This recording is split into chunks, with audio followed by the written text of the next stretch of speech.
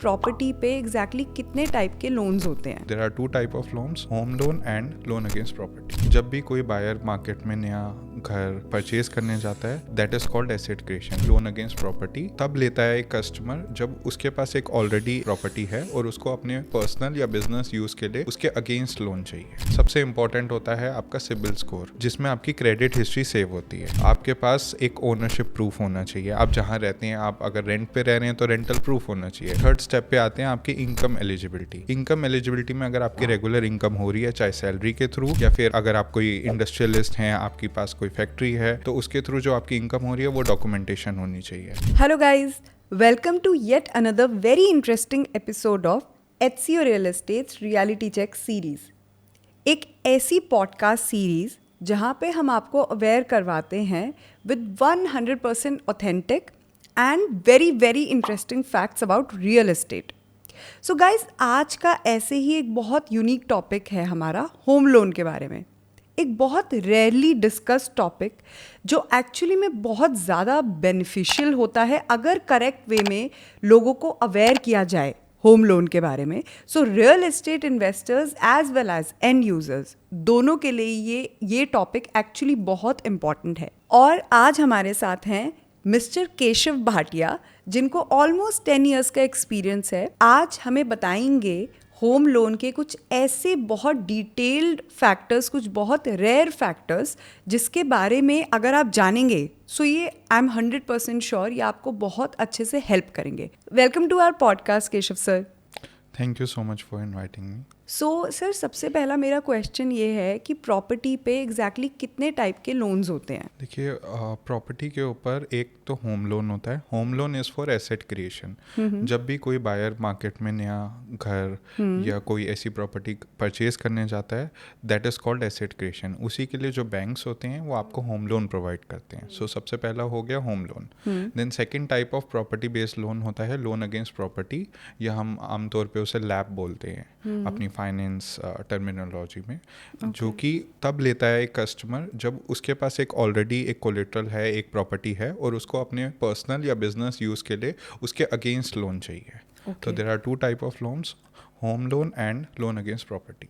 Okay. And sir, अगर हम जैसे एलिजिबिलिटी की बात करते हैं तो जब हम YouTube पे या ऑनलाइन सर्च करते हैं तो एलिजिबिलिटी क्राइटेरिया, इनकम प्रूफ, ये तो बहुत डिस्कस्ड फैक्टर्स रहते हैं, हमें इजीली मिल भी जाते हैं। बट जब हम लोन लेने जाते हैं, और कौन से ऐसे फैक्टर्स हैं जो एक्चुअली में हमारे लिए जानना बहुत ज़्यादा इम्पॉर्टेंट है while taking a home loan?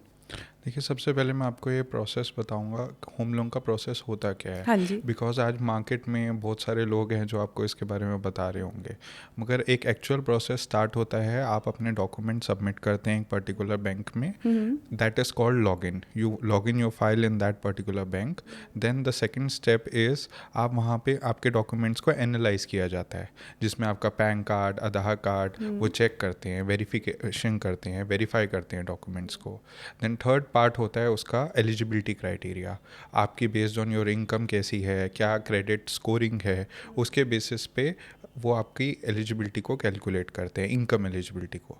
Then they give you a sanction, वो आपको एक लोन अमाउंट सेंशन करते हैं, एंड देन आपका लोन का डिसबर्सल होता है, यानी लोन की जो पेमेंट होती है वो ट्रांसफ़र हो जाती है। अच्छा, सो अब थर्ड क्वेश्चन में जाने से पहले मैं एक चीज़, जैसे मैंने काफ़ी देखा है कि लोगों को ना इतना ज़्यादा अवेयरनेस रहती नहीं है। मतलब बेसिकली लोग थोड़ा बहुत अवेयर रहते हैं तो, और वो चले जाते हैं, मतलब लोन लेने के लिए चले जाते हैं। सो अब अगर हम डिटेल मैनर में बात करें कि एलिजिबिलिटी क्राइटेरिया में एक एक वो क्या पॉइंट होना चाहिए जो एक होम लोन सीकर को ध्यान में रखना चाहिए, प्लस जब होम लोन का जब वेरिफिकेशन प्रोसेस की बात आती है तो एक जो होम लोन जिनको लेना है उनको क्या क्या चीज़ें वो वेरिफिकेशन करवाते हुए उनको ध्यान रखना चाहिए, सो वो थोड़ा सा आप बता दीजिए। देखिए, आपका क्वेश्चन बहुत इंटरेस्टिंग है, बिकॉज आज की डेट में हर कस्टमर जब भी बैंक में जाता है उनको यही प्रॉब्लम फेस करते हैं कि क्या मेरा लोन होगा, क्या एलिजिबिलिटी बनेगी या नहीं बनेगी। तो मैं आपको उसका बहुत ही आसान तरीका बता देता हूँ कैलकुलेट करने का। सबसे इम्पॉर्टेंट होता है आपका सिबिल स्कोर।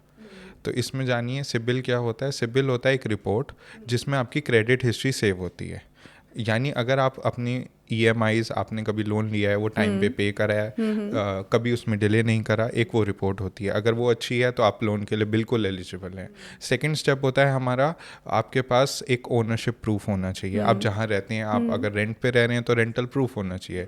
अगर आपके सारे डॉक्यूमेंट्स इन चेक हैं, देन थर्ड स्टेप पे आते हैं आपकी इनकम एलिजिबिलिटी। इनकम एलिजिबिलिटी में अगर आपकी रेगुलर इनकम हो रही है, चाहे सैलरी के थ्रू या फिर आपकी, अगर आप कोई इंडस्ट्रियलिस्ट हैं, आपके पास कोई फैक्ट्री है, तो उसके थ्रू जो आपकी इनकम हो रही है वो डॉक्यूमेंटेशन होनी चाहिए। इन 3-4 चीज़ों के थ्रू अगर आप बैंक के पास जाते हैं, ये डॉक्यूमेंट्स लेके जाते हैं, देन आपको लोन ज़रूर मिलेगा। इसी के रिलेटेड मेरा ये क्वेश्चन है कि सिबिल स्कोर एग्जैक्टली होता क्या है, उसको कैसे हम इम्प्रूव कर सकते हैं, मतलब अपने सिबिल स्कोर को? देखिए, आपको ये समझने की ज़रूरत है सिबिल है क्या। सिबिल जैसे कोई छोटा बच्चा होता है, जब हम स्कूल में होते थे हमारी एक रिपोर्ट कार्ड होती थी, उसमें हमें हर सब्जेक्ट के अगेंस्ट नंबर मिलते थे। उसी तरह ये सिबिल स्कोर होता है। सिबिल एक रिपोर्ट जनरेट होती है based on your financial history, based on your credibility to a bank और अ बोरोवर। ठीक है जी। तो उसमें ये 3-4 चीज़ें होती है जो इंपॉर्टेंट होती है। पहले, अगर आपने कभी लोन लिया है तो कितना लोन लिया है। उसके बाद क्या आपने उसे टाइम पे रीपे करा है, कोई डिले तो नहीं करा, तो एक आपको टिक मिल जाता है, आपका स्कोर बढ़ जाता है। तीसरी चीज़ इसके अंदर सबसे इंपॉर्टेंट आती है, क्या आपने लोन क्लोज करवाने के बाद सारे चार्जेस पे कर दिए हैं या अभी भी कुछ बैलेंस ड्यू है। ये कुछ 3 या 4 चीज़ें जो होती हैं वो आपके सिबिल रिपोर्ट को जनरेट करती है, देन आपका एक सिबिल स्कोर आता है। यूजुअली सिबिल स्कोर जो होता है वो 0 से लेकर 850 तक माना जाता है। मगर अगर हम लेंडिंग की बात करें, अगर आपको लोन चाहिए 800, 850, ये जो स्कोर होता है ये बेस्ट माना जाता है, जिस पे आपको हर बैंक देगा। मगर अगर कभी आपका स्कोर 650 या 700 से नीचे है, देन आपको लोन मिलने में काफ़ी तकलीफ आ सकती है। इसीलिए हमेशा हमें ये ध्यान रखना होता है हमारी रीपेमेंट टाइम पे हो, हम लोन की EMI टाइम पे भरें, और जब लोन क्लोज हो जाए तो अपने सारे डॉक्यूमेंटेशन बैंक से कलेक्ट करें। ओके, सो मतलब अगली बार जब मैं, अगर मुझे लोन की ज़रूरत पड़ेगी, so I have to make sure कि ये 800 850 के बीच में ही रहे सिबिल स्कोर। हाँ जी। सो मेरा ना अगला क्वेश्चन है, टाइप्स ऑफ इंस्टीट्यूशंस, कौन कौन से इंस्टीट्यूशंस हैं जो हमें लोन प्रोवाइड करते हैं घर के लिए? देखिए, मार्केट में 3 तरह के इंस्टीट्यूशंस हैं। सबसे पहले आते हैं हमारे नेशनलाइज्ड बैंक या PSUs, जैसे बैंक ऑफ बड़ौदा हो गया, इंडियन बैंक हो गया, SBI हो गया। दूसरे टाइप के जो बैंक होते हैं वो कहलाते हैं प्राइवेट बैंक्स, जैसे ICICI हो गया, स्टैंडर्ड चार्टर्ड हो गया, HDFC बैंक हो गया, एक्सिस बैंक हो गया। इसके बाद तीसरे टाइप के जो इंस्टीट्यूशंस होते हैं उनको बोलते हैं NBFC, non banking finance corporations. जैसे आपने नाम सुना होगा टाटा कैपिटल, बजाज फिनसर्व। तो ये 3 टाइप के प्लेयर्स मार्केट में अवेलेबल है, एंड इनकी अपनी अपनी प्रोडक्ट पॉलिसीज़ होती हैं। एंड ये तीनों के तीनों जो हैं RBI और गवर्नमेंट ऑफ इंडिया के थ्रू, अलग अलग डिपार्टमेंट्स के थ्रू गवर्नड होते हैं, एंड इन्हीं प्लेयर्स के थ्रू आपको लोन प्रोवाइड किया जाता है मार्केट में। सो अब ना सर, एक्चुअली क्या हुआ था, रिसेंटली मेरे रिलेटिव्स हैं, उनमें से कोई किन्हीं को लोन चाहिए था, घर के लिए ही लोन चाहिए था। सो वहाँ पे उनके साथ क्या होता है कि बात हो गई अच्छे से, मतलब बहुत सारे प्रोमिसेस किए गए, और उन मतलब जिनसे उनकी बात हुई उन पे ट्रस्ट करके वो जब लोन के लिए उन्होंने आगे प्रोसीड किया, तो उनको पता चलता है कि एक्चुअली में रेट ऑफ इंटरेस्ट तो बहुत हाई है जिसमें उनको लोन दिया जा रहा था। सो वो एकदम से वो हो गए कि मतलब उनको तो लगेगा ना कि एकदम फ्रॉड हो गया उनके साथ, कि बोला कुछ और हुआ कुछ। तो सर उस पे आप थोड़ा सा बता दीजिए कि ऐसी सिचुएशन में जो होम लोन देख रहे हैं उनको क्या क्या चीज़ें से थोड़ा सतर्क रहें वो लोग? देखिए, सबसे पहले तो आप हमेशा बैंक या बैंक के जो रिप्रेजेंटेटिव होते हैं उनके कांटेक्ट में आइए। ठीक है। और जो वो बातें बताते हैं वहाँ पे, जो आपका सेल्स ऑफिसर है या जो आपका डीलिंग एजेंट है, उनके ऊपर ट्रस्ट करिए, बिकॉज वही आपके मीडियम होते हैं बैंक की पॉलिसी और जो उनके रूल्स होते हैं उनको आपको समझाने के लिए, राइट। तो उसके अंदर क्या होता है ना, यूजुअली बीच में बहुत सारे इंटरमीडिएटरीज आ जाते हैं जिनको शायद लोन की नॉलेज ना हो। जैसे आपने एक्सपीरियंस बताया, तो मे बी हो सकता है उनको ऐसा कोई बंदा मिल गया। तो इनको एक छोटी सी चीज़ ध्यान में रखनी होती है कि जो आपका रेट ऑफ इंटरेस्ट है वो RBI से गवर्नड है। और जो एक बैंक का रेट ऑफ इंटरेस्ट होगा वो होम लोन पे, वो उसकी वेबसाइट पे भी दिखेगा। तो कोई भी आपसे ज़्यादा रेट ऑफ इंटरेस्ट नहीं चार्ज कर सकता बिना लॉजिक के। वरना आप कभी भी RBI या बैंक की वेबसाइट पे जाके latest rate of interest check कर सकते हैं।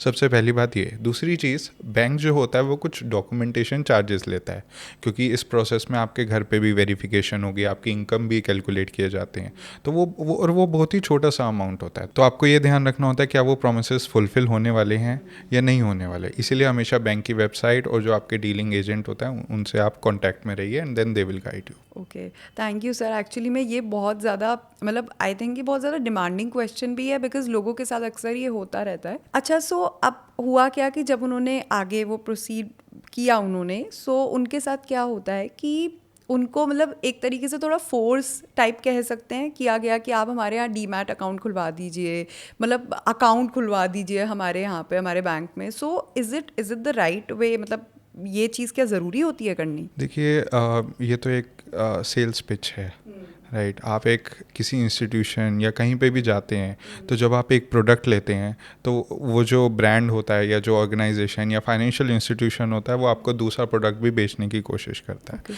And which is right in their own world, right.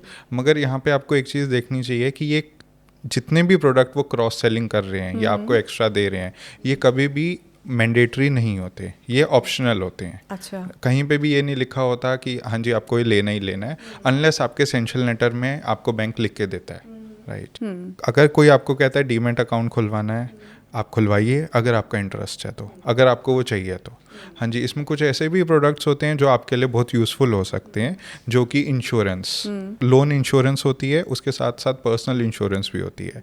उन कंडीशंस में होता है कि अगर हमारा जो बोरोवर है या एप्लीकेंट है, अगर उसको भगवान न करे या गॉड फॉरबिड कुछ हो जाता है, देन ये सारा का सारा जो लोन है वो फाइनेंस कंपनी को इंश्योरेंस कंपनी पे कर देती है, एंड फैमिली के ऊपर एकदम से बर्डन नहीं पड़ता, and they can just go with their daily routine as it is. उनके ऊपर कोई प्रेशर नहीं आता। एक तो ये चीज़ है। दूसरी चीज़ हमें ये भी ध्यान रखनी चाहिए कि इनमें से कोई भी चीज़ मैंडेटरी नहीं है, ऑप्शनल है, और अगर आपको कभी भी ऐसा कुछ कोई फोर्स कर रहा है तो आपको उनसे क्वेश्चन पूछना चाहिए क्यों। बिल्कुल आप सही कह रहे हैं, बट मैंने वही देखा है कि लोग ना, कई लोगों की सेल्स पिच इतनी अच्छी होती है कि लोगों को लगता है नहीं नहीं ये तो ज़रूरी है, एंड उनको नहीं इतना लगता कि चेक करें, या थोड़ा सा वो डर जाते हैं, डर कह सकते हैं, या फिर लैक ऑफ नॉलेज तो ऑफ कोर्स है ही।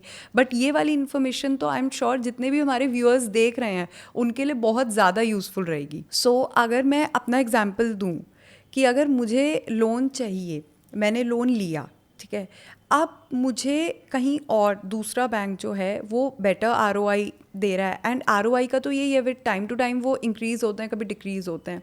अब इस केस में मैं पोर्ट करवाना चाहूँ, बट अब ऐसा ना हो कि मैंने बैंक बी, जहाँ पे मुझे रेट ऑफ इंटरेस्ट मेरे लिए सही मिल रहा था, कम में मुझे मिल रहा था लोन, मैं वो डिसीजन भी ले लूँ, और बाद में मुझे पता चलता है कि हिडन चार्जेस वहाँ पे इतने हो गए हैं कि वो बराबर पड़ गया है वहाँ के, मतलब बैंक ए वाला ROI के बराबर ही मुझे पड़ गया है। सो इसके कॉन्टेक्स्ट में हमें क्या चीज़ें ध्यान रखनी चाहिए? ये सबसे पहली बात तो जितने जो भी रेट ऑफ इंटरेस्ट है वो RBI से गवर्नड होता है, जैसे कि मैंने आपको पहले भी बताया।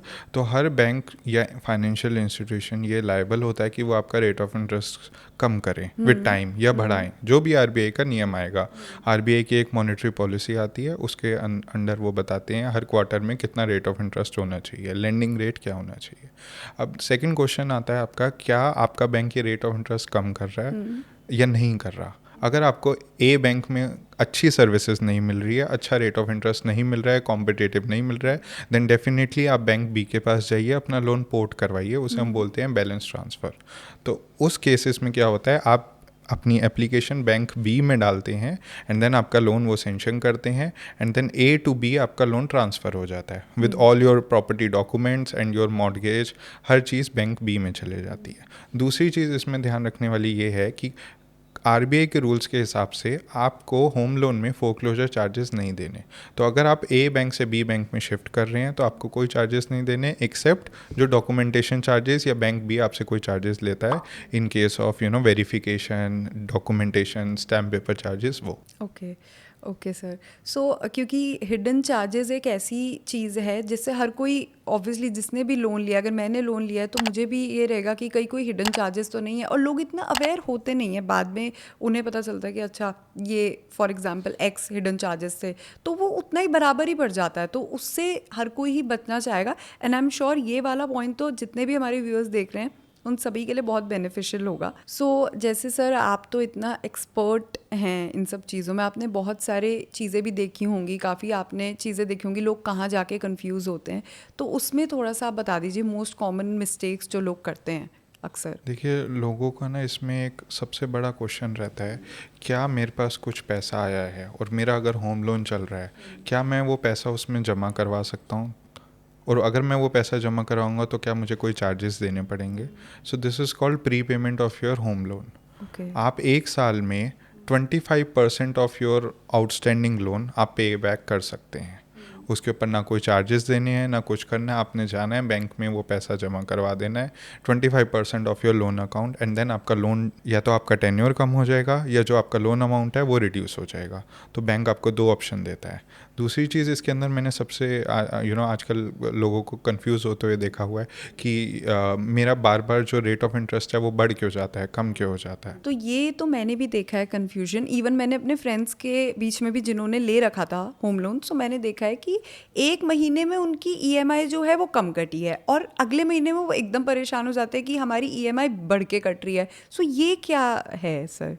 देखिए, 2 टाइप के रेट ऑफ इंटरेस्ट होते हैं। जब बैंक आपका लोन सेंक्शन करता है, आपके पास ऑप्शन होती है, या तो आप फ्लोटिंग रेट ऑफ इंटरेस्ट पे लें लोन या फिर फिक्स रेट ऑफ इंटरेस्ट पे। अब मैं आपको समझाऊंगा फ्लोटिंग रेट ऑफ इंटरेस्ट क्या होता है। फ्लोटिंग रेट ऑफ इंटरेस्ट जैसे आज का जो होम लोन का रेट है करंट रेट पे, वो है 7.85% पर एनम। अगर आप फ्लोटिंग रेट पे लेते हैं, अगर आरबीआई की जब पॉलिसी आएगी, क्वार्टरली मीट होगी, तो गवर्नमेंट डिसाइड करेगी कि हमें रेट ऑफ इंटरेस्ट बढ़ाने हैं, तो हो सकता है कि आने वाले दिनों में आपका रेट ऑफ इंटरेस्ट 8.5% हो जाए।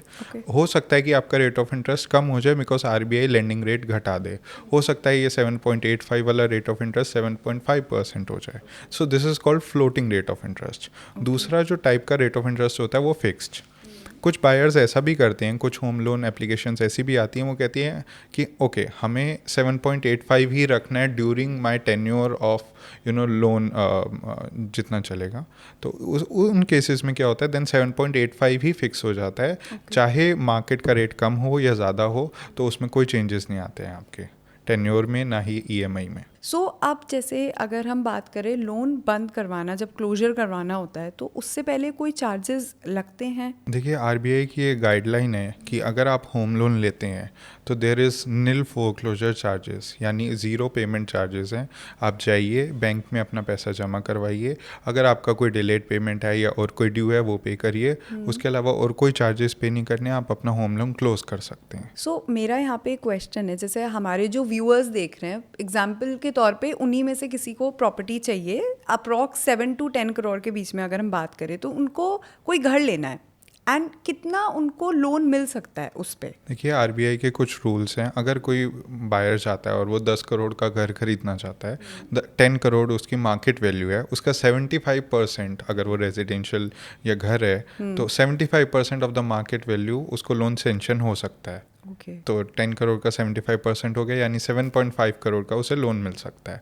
अगर यही कमर्शियल प्रॉपर्टी है तो ये नॉर्म्स थोड़े से चेंज हो जाते हैं। 60-65% डिपेंडिंग अपॉन कौन सा प्रोजेक्ट है, कौन सी प्रॉपर्टी है, 60 to 65% कमर्शियल लोन मिलता है of the market value. So thank you so much for such valuable information sir, and I am sure कि जितने भी हमारे व्यूअर्स इस वीडियो को देख रहे हैं, सो उन सभी को ये वीडियो एक्चुअली में बहुत यूज़फुल लगेगी, बिकॉज हमने जो यहाँ पे फैक्टर्स आज डिस्कस किए हैं वो इतना ज़्यादा लोग ओपनली डिस्कस नहीं करते हैं।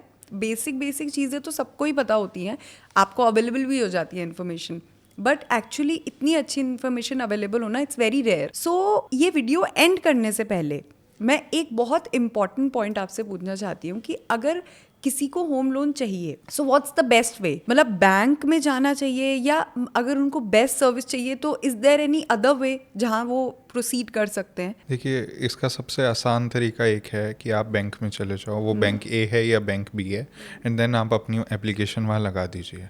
बट देन एक लेमैन, एक बिजनेसमैन, एक सैलरीड प्रोफेशनल के पास ना इतना टाइम होता है, ना उनको इतना नॉलेज होता है, फाइनेंशियल नॉलेज, कि क्या मैं सही रास्ते जा रहा हूँ नहीं जा रहा हूँ। तो वहाँ पे कुछ एक बिजनेसेस आते हैं, जैसे कि मेरा बिजनेस है, हम लोग चैनल पार्टनर हैं सारे बैंक्स और NBFCs के साथ। तो कस्टमर को एक वन स्टॉप सोल्यूशन मिलता है to get loan at best rate of interest, to get the best service. So as per your financial eligibility and income criteria, हम आपको एक बेस्ट बैंक से आपका लोन करवा के देते हैं। सो गाइज, अगर आपको भी होम लोन की रिक्वायरमेंट है तो केशव सर का नंबर हमारे स्क्रीन में फ्लैश भी होगा, प्लस डिस्क्रिप्शन में भी आपको विजिबल हो जाएगा। इनका जो अफिलिएशन है वो nationalised as well as private bank, सभी private banks and national bank से है। सो आप उन्हें कॉन्टैक्ट कर सकते हैं एंड बेस्ट एक्सपर्ट एडवाइस ले सकते हैं। Thank you.